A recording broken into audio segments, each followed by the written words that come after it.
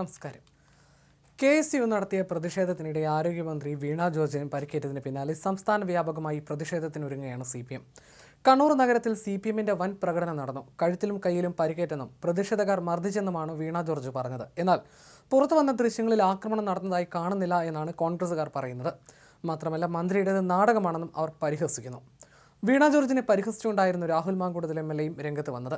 മലയാള സിനിമയ്ക്ക് മഹാനടനെ സമ്മാനിച്ച പത്തനംതിട്ടയ്ക്ക് ഒരു മഹാനടിയെ കൂടി സമ്മാനിച്ചിരിക്കുന്നുവെന്നാണ് രാഹുൽ മാങ്കൂട്ടത്തിലിന്റെ ഫേസ്ബുക്ക് പോസ്റ്റിൽ പറയുന്നത്.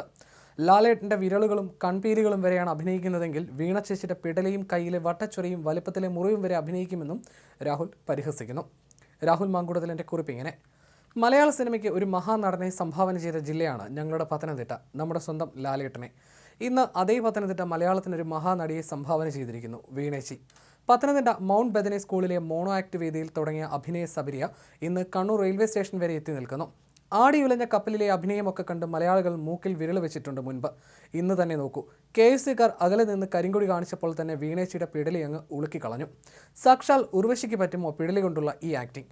അതിലുമുപരി ഇന്ന് KSUക്കാർ കരിങ്കൊടി കാണിക്കുമെന്ന് ആൻറ്റിസിപ്പേറ്റ് ചെയ്ത് 4 ദിവസം മുൻപ് കൈക്ക് വട്ടച്ചൊറിയുടെ വലുപ്പത്തിൽ മുറിവ് വരുത്തുന്ന ആ സ്കിൽ, അത് ആരോഗ്യ കേരളത്തിലല്ല, ലോകാരോഗ്യ മേഖലയ്ക്കും ലോക സിനിമയ്ക്കും തന്നെ വിസ്മയമാണ്.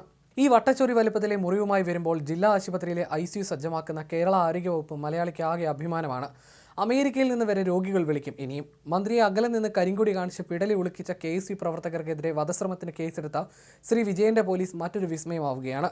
ലാലേട്ടന്റെ വിരലുകളും കൺപീലികളും വരെയാണ് അഭിനയിക്കുന്നതെങ്കിൽ വീണേച്ചിയുടെ പിടലിയും കയ്യിലെ വട്ടച്ചൊറിയും വലുപ്പത്തിലെ മുറിയും വരെ അഭിനയിക്കുമെന്ന് പറഞ്ഞാണ് രാഹുൽ തന്റെ കുറിപ്പ് അവസാനിപ്പിക്കുന്നത്.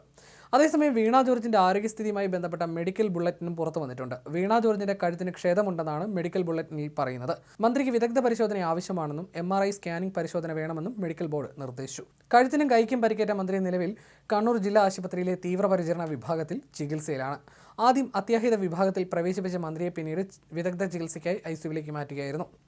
സംഭവത്തിൽ സംസ്ഥാന വ്യാപക പ്രതിഷേധത്തിന് ആഹ്വാനം ചെയ്ത CPM വിഷയം രാഷ്ട്രീയ ആയുധമാക്കി ഉപയോഗിക്കാനുള്ള നീക്കത്തിലാണ്. എന്നാൽ മന്ത്രിയുടേത് നാടകമാണെന്ന് പറഞ്ഞ് പ്രതിരോധിക്കുകയാണ് കോൺഗ്രസ്.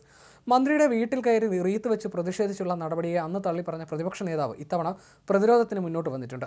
KSU പ്രവർത്തകർ മന്ത്രിയുടെ അടുത്തേക്ക് പോലും എത്തിയിട്ടില്ല എന്നായിരുന്നു സതീശൻ പറഞ്ഞത്. മന്ത്രി തകർത്തഭിനയിക്കുകയാണെന്ന് KSU നേതാവ് അലോഷ്യസ് സേവ്യറും പറഞ്ഞു. നടിപ്പിൻ നായിക എന്ന് കുറിച്ചുകൊണ്ട് മന്ത്രിക്ക് മോണോ ആക്ടിൽ 1ാം സ്ഥാനം കിട്ടിയ പ്രകടനത്തിന്റെ ചിത്രം ഒപ്പം നൽകിയിട്ടുണ്ട്. കോൺഗ്രസ് UDF നേതാക്കളും സൈബർ ഹാൻഡിലുകളും സമാനമായ ആരോപണം ഉയർത്തി പ്രതിരോധിക്കാൻ രംഗത്തെത്തിയിട്ടുണ്ട്. മന്ത്രിയുടെ ദേഹത്ത് പ്രതിഷേധക്കാർ തൊട്ടിട്ടില്ലെന്നാണ് KPCC അധ്യക്ഷൻ സണ്ണി ജോസഫും പ്രതികരിച്ചത്. സംഭവം കെട്ടിച്ചമച്ചതാവാനാണ് സാധ്യതയെന്നും അദ്ദേഹം പറഞ്ഞു.